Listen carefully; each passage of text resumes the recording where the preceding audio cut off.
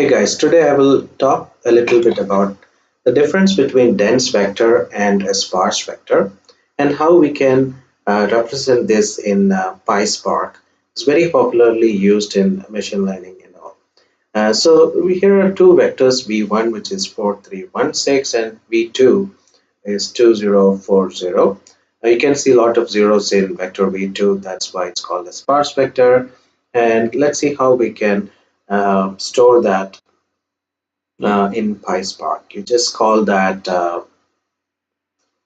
vector dot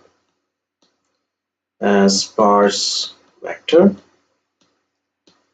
and then you pass in the array size. So here it is 4, and to represent or to store a sparse vector, you need an index and the value of that index. So here the data is stored in 0, here 0th index, and 2. So we pass that as 0, 2.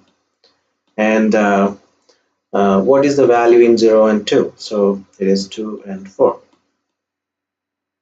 So that's how you store it as a variable, something like, okay, yes, v2 sparse vector 2 is vector dot sparse vector 40224. So if you see in Spark ML, like this kind of syntax, this is as simple as it is, as nothing fancy or complicated.